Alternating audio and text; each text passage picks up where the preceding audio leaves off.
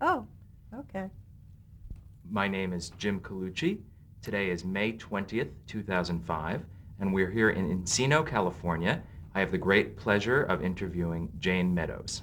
Uh, Excuse me right away. I am Mrs. Steve Allen. I know good billing when I hear it. Okay. For the Archive of American Television.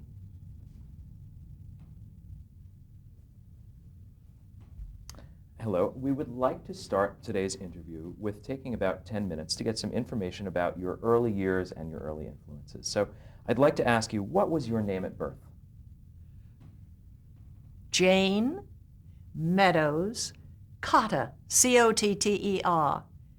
I was born and raised in China. Did you know that? And my name in China was JJ.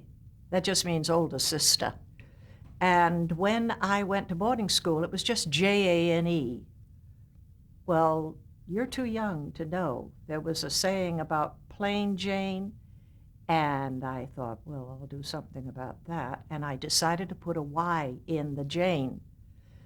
That was a surname that I had seen, and I added the Y, and my English teacher said, put your name back, or I will fail you in the class. She had no sense of humor. So I had to wait till I graduated from school to be Jayne, and I was, on Broadway, Jayne Cotter. But when I came to Hollywood, my second movie was with Audrey Tata, and Louis B. Mayer said to me, you must change your name, dear. And he said, what family names do you have? I said, well, my mother's maiden name was Taylor. He said, no, we've got Elizabeth and Robert. And he said, what else? I said, well, Douglas. No, we've got, every single family name. And all of a sudden I thought of Meadows. And he said, oh, that's a beautiful name. All right, you're Jayne Meadows, and I was. And I think my third movie was The Kildare, that series. And that lovely actor, James Craig, he said, where did you get the name Jayne Meadows? I said, Louis B. Mayer. He said, my name was James Meadows, and they made me change it to Craig. But that was Hollywood. Everybody had to change their names. Now, had Meadows been one of your father's family names? Yes, it was my grandmother's maiden name. Okay. Can you tell me about your parents? What was your father's name and what did he do? Francis James Meadows Cotter. He was a saint. I love that man so much. But it was Mother's idea to go to China. And Daddy went ahead and was there for about a year or two and learned 2 dialects, not just one. He was brilliant. And they were married in Japan, 8 bishops. Mother went to China as a bride. And then when I was 2 years old, they came to America to raise the money to build our buildings, which are famous, incidentally, all over China. It is the only, we had a whole compound. It is missionary work? Is that your parents' line of business? Was line of business? Oh, my parents were missionaries. Okay. Yeah, missionaries for 14 years in China. And the mission is very famous. Our son Bill has been back to China with Steve. I was in a play at the Mark Taper and couldn't go.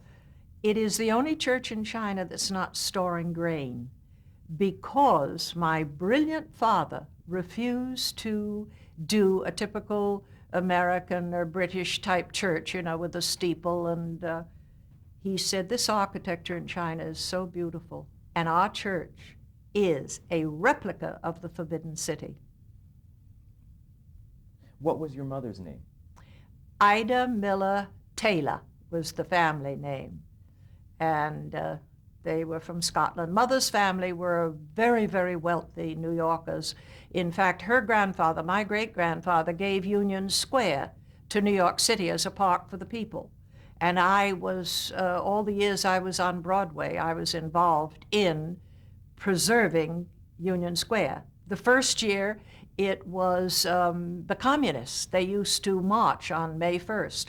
And I went to a luncheon, sat next to Mayor LaGuardia, and they took it back. They didn't let the communists, march. They decided no more of that. And when I told I was only about 17 or 18 in my first play, and I told Mayor LaGuardia that my great-grandfather had given it. I think he thought I was an actress who was trying to get publicity or boasting or something. Nobody ever had known. Nobody in Mother's family had ever publicized it. And then, and my great-grandfather also owned all of the property where Gramercy Park is. And for Christmas, he gave his lawyer Gramercy Park as a Christmas gift. He financed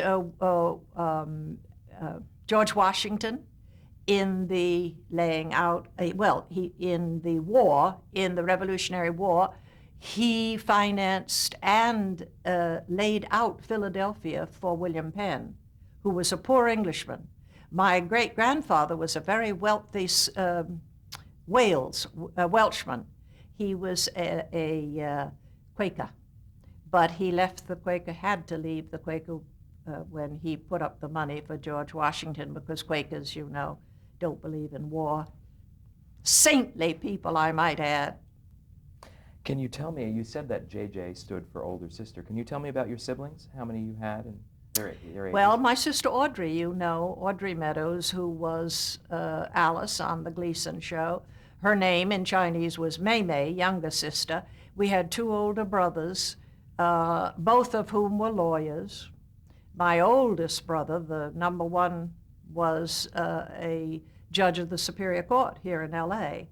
And Edward was vice president of Continental Airlines and head of the legal department. They were both great, brilliant young men and also great athletes. They went through, you know, clergy, it's a very prestigious position, but there's no money. And my brothers went to college on athletic scholarships and law school. I went to the finest girls' boarding school in the United States on a scholarship. We had all the benefits that can come to anyone by being ministers' children, but no money. And that's a good thing to have. You got to work hard. Can you tell me the circumstances of your family coming back from China? Oh, it was the Communist Revolution. And the Chiang Kai-shek, actually the beginning of the Communist Revolution not only started in my hometown, but Chiang Kai-shek dropped the first bomb in Wuchang, my hometown. It landed in our house, went right straight through the house, landed on the dining room table, and never exploded.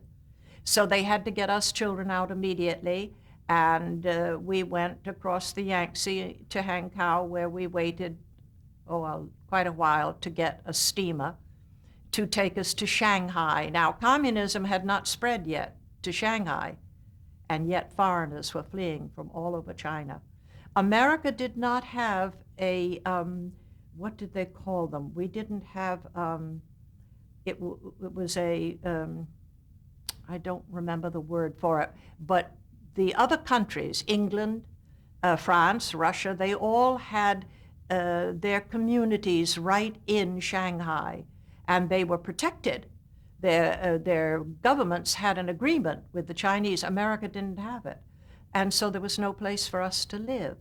And they put us up in a warehouse, and our family of 6 lived for months in 2 rooms. And no bathroom, no kitchen, no fireplace, nothing. Well, we had a little grate fire because it was fall and it became cold. And we lived that way, waiting to get a ship to come back to America. It was, you know, I've lived through I don't know how many wars. That's why I'm so against war. It's so sad to me. Can you tell me how old you were when you did come back to the States and where you settled? I had my 7th birthday in Shanghai in the warehouse, and nobody remembered it because nobody, you know, it was survival. You didn't stop to think was little Jayne's birthday. And I remember I cried all night long to Audrey, and I said, nobody's remembering my birthday. And Audrey said, I'll tell. I said, no, don't tell them. I felt so sorry for myself. But mainly I can remember I felt so sorry because a doll that a British Navy officer had brought me from Paris had to be left in Wuchang, and the doll had 5 heads. One body, 5 heads, and you unscrewed the heads and put on different nationalities with clothes to go with it. And I say that doll is what I do as an actress. I think it had a lot to do because we never saw a movie. We didn't even listen to the radio. We had no car. We had never heard a doorbell till we came to America. Oh, that was the most exciting thing the first time I heard a doorbell. But that doll, you see, stimulated my imagination. And when I played Cleopatra, I unscrewed Marie Antoinette and screwed on Cleopatra. But I had to leave it. We couldn't bring a pocket handkerchief when we escaped. That's war. And so when you came here, you, as you said, were very unfamiliar with American culture and probably the English language. How did you learn culture and language when you got here? Well, of course, I was unfamiliar with the culture, but my parents were Americans. And when I first came to America, I was 2 years old. That's when Daddy had his sabbatical and Audrey was born in New York City. And they raised $30,000 to build a whole compound outside the city of Wuchang that, I mean, it would be millions and millions today, as you can imagine. I was ashamed. I can remember vividly going to school and being ashamed of the clothes that I had because they were... Once you were back in America? Oh, yeah. In Providence, Rhode Island. My father was the dean of the cathedral, the first dean of the Cathedral of St. John in Providence, Rhode Island. And we went to a Quaker school because Providence is a very Quaker city. And my clothes were different. They were made by Chinese tailors, and Mother would lapse into Chinese if she wanted to, I guess, bawl us out or something. And there was one phrase I can remember that she used all the time, and she would say it in front of my friends. She would say, "It's in the fungway." That's the refrigerator. But there were no refrigerators where we lived. And so the food was put in a cold place outside the window, and it was called the fungway. We had a lot of those little expressions. I still find that I will say certain words. Dongshis, that's a marvelous word. Dongshi means little things, you know. Oh, get rid of that dongshi. You know, they stay with you, those impressions, and well, it's part of the language. Well, would you say you consider Chinese your native original language and then you learned English after? Or how Yes, did that yes. order? Well, we had amas, you see, and I never saw a Caucasian other than my parents. We were surrounded only by Chinese, so we had to speak Chinese, and we did. And but then, as we grew, we learned to speak English too. When you got to this country, do you remember what your early influences were in terms of pop culture? Did you listen to the radio or have favorite movies that you remember as a child? Never saw a movie for years. The very first movie I ever saw was a silent picture that I saw at the cathedral, and it was called King of Kings. And I imagine it may have been made by Cecil B. DeMille, who years later wanted me to be in the Ten Commandments. They begged me, and I was pregnant with our son, Bill. Couldn't do it. What were your hobbies growing up, and were you a good student? What were you doing? I loved school, just loved school.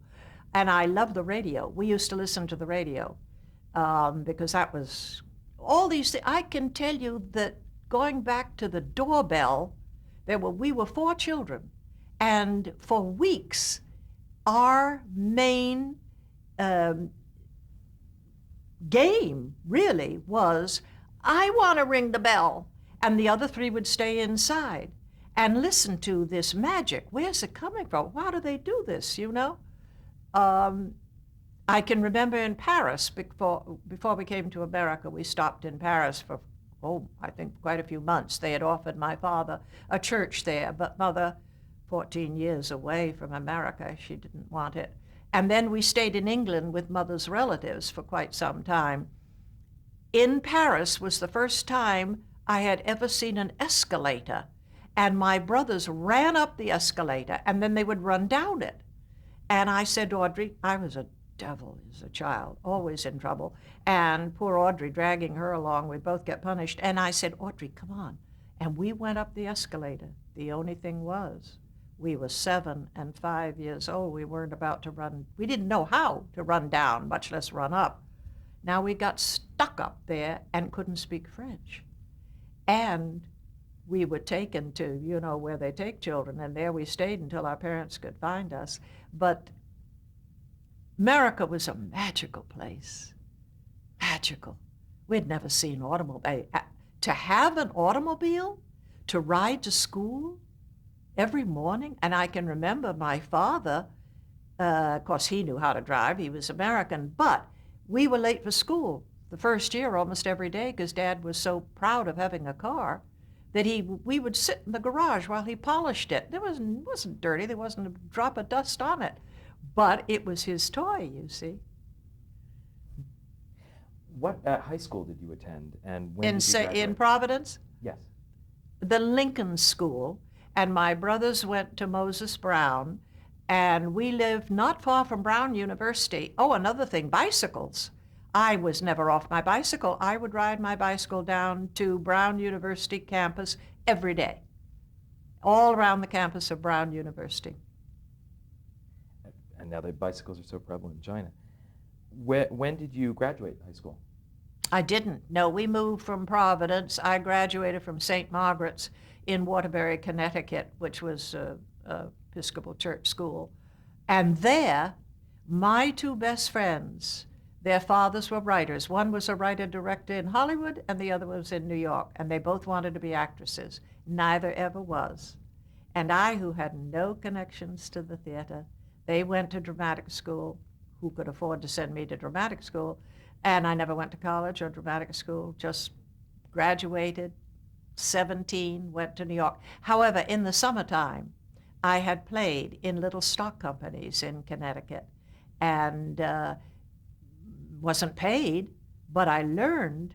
And the main thing was the director said the first time I went there to try to get a job, every single girl in my hometown evidently wanted to be an actress, and there we all were, and they gave us jobs as extras in a play. But the next week I was the only one that they kept, and they told me it was because the director said, the redhead with the loud voice. I could be heard in the balcony without, any help, no microphone, nothing. And then I don't know whether, no, my father could have been an actor. He had the greatest voice that ever lived. And Mother had a beautiful voice. She didn't talk. She sang. Jayne, would you call the boys for dinner, dear? It was a marvelous, and she was the greatest actress in the world. She used to cue me. She could play every part. She was simply marvelous, this little darling, beautiful little woman. Should have been an actress. Do you think it was that their natural talents that inspired you to go to Connecticut at 17, or what had made you decide to pursue acting at all? I used to write, when we first came to America, I wrote a play a week. I produced it, I directed it, I always made Audrey be the beautiful princess, and I was something very dramatic, the witch, the best part I kept for myself. And Audrey would cry, and I would say, come on, do the play. And we wouldn't allow our brothers in because they just, humiliated us. Only the dog and our paternal grandmother, who was stone deaf from birth, never heard a word we said, red lips, understood, laughed in all the right places. She was the best audience you could ever have. And every single week I produced a play in Providence, where we first came to America. I think it's because we had no friends. We had nothing in China but each other, but we had books. And to this day, I read at least 1 book a week. And it was the fairy tales. Mother would, we were brought up on games, and I think that's how I got my job on I've Got a Secret, because all we did was play games in China. We had nothing else. And it was the fairy tales. I loved them. They stimulated my imagination. They were my friends. Can you tell me about the first time that you ever saw the medium of television? And did you have something that you became, a show you became hooked on or really liked? No. I was under contract to MGM. I had done, at that time, 6 Broadway plays. I've done 8. And I was offered a contract by Samuel Goldwyn, Jack Warner, and MGM. I wanted to go with Samuel Goldwyn because he had a property that I wanted to do, but he never did it. And he was so brilliant, but you know, if he signed you, he didn't sign you to be the star. You were a little, you know, they put you in any part. So my agent said no. And Pandro Berman, who produced all of Katharine Hepburn's, and he was at one time the head, I believe, of RKO Studios, and he did Ginger Rogers, Fred Astaire, but mostly Katharine Hepburn. And when I went to New York, everyone said a young Katharine Hepburn. The Theatre Guild that produced all of her plays, they even sent me over. She was doing the Philadelphia Story on Broadway at the time, and they said, "Oh, you remind us of a young Kate."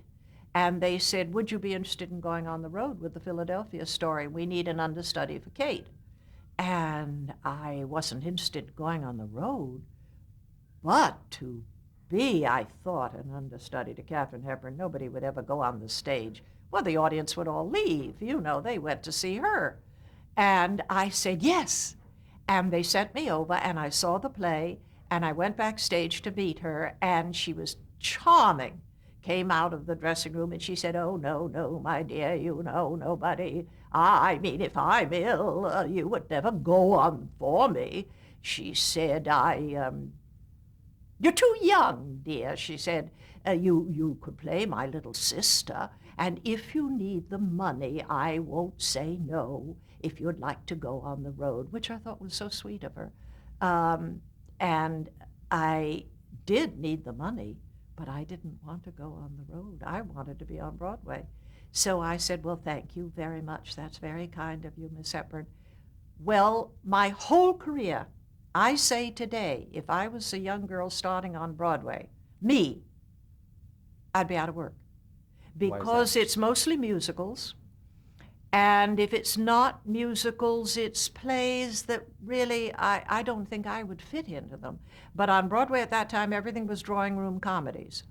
And from my very first play, I was never out of work. I went from play to play to play until they took me to Hollywood. And strangely enough, Pandro Berman saw me in the play, as did Jack Warner and the Goldwyns. And Pandro Berman was producing a movie with Katharine Hepburn, Robert Taylor, and Robert Mitchum. And he needed somebody to be, you know, not only to be her rival, but the whole plot of the play was that Robert Taylor was in love with me, my character, and I suspected him of doing away with his brother, and I wouldn't marry him. And so he meets this woman who reminds him of me. Now, isn't that funny? That it should have been the other way around. She should have been playing my part and I her part. But he signed me. George Cukor directed my test, the great woman director. Vincent Minnelli directed it. And while we were shooting the movie, they came on the set one day and all shooting stopped to tell Vincent Minnelli that his little daughter had just been born, and it was Liza. Oh. Can we step back for a moment? Yes. To your life after high school, when you were first deciding to pursue acting. Is that when you moved to New York City? Well, what happened was that in boarding school, these 2 girls who wanted to be actresses, never occurred to me I would be an actress. I just liked to act and write plays, and, you know, I really loved making scenery. I made the scenery for one play I wasn't in, and they photographed it for the yearbook. But these 2 girls were like was dreamers. I don't know. The other girls were lovely and a lot of them were good friends, but people who like the arts are different from people who want to be Wall Street brokers or something. I mean, we're not interested in money, but don't let the producers know that. We will, if it's a good part, wow, we'll go anywhere to play a good part. And so they became my best friends. And I found myself appearing. Also, the dramatic teacher liked my work, and I played all these parts. I got involved in a world that I didn't even realize I wanted, because how would I know? I'd never seen a play. I'd never been to New York other than when we arrived, from China. I didn't know, I had hardly seen a movie. So when I graduated from school, being poor, there was no chance of going to college or anything, I happened to pass every summer this little summer theater. And as I told you, he said she has a loud voice, and he put me in play after play after play until I was playing leading ingenue roles. Celeste Holm was the leading lady, and wonderful, Montgomery Clift, who lived in the same town in Connecticut that I had, I should say, before I got there. He was the leading man for a couple of weeks, and Celeste Holm, we became very good friends, and I would ask her questions, and I went to New York. Inspired by her advice? Inspired by just the whole experience? My life in China, the books, the coming to America, the befriending the two girls who fathers, who wanted to be actresses. It all fit in. And what happened was there was a man who had been an alcoholic, and he had started a organization for rehabilitating alcoholics. And he would bring from New York alcoholics up in his station wagon to stay for a week. And then he would drive back to New York every morning, and he was a member of our church. And I told him that I wanted to go into New York. I wanted to be on the stage. And he said, would you like to drive in with me and my two daughters? And I said, oh, please. And so I didn't have to pay for the train or anything. I met him at the clock tower at 5 o'clock in the morning every day, and he would drive me in. And the girls, his daughters, had a flower shop in New York, and the station wagon would be full of fertilizer and rehabilitating drunks, and it was marvelous. Well, they were my first audience. I would try out monologues on them, and they loved me.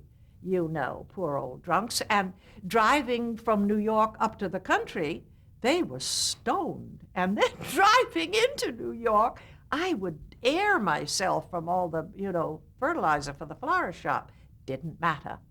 I took a New York phone book, and I looked under, theatrical stuff, plus the fact there was a woman in our church in Connecticut. My God was really with me now that I think of it. She knew George Abbott. She wrote me a letter of introduction to George Abbott. And Mother this time went in with me to New York. And we looked up in the phone book George Abbott's address. She didn't know his business address. She knew him socially. And we saw one Broadway, and we thought, Broadway, that's the office. So we got on a bus, and down we went. And we went into the office at 7,000 secretaries, all these typewriters going. I thought, wow, he is the biggest on Broadway. Look at this. But I was very, very nervous and shy, not Mother.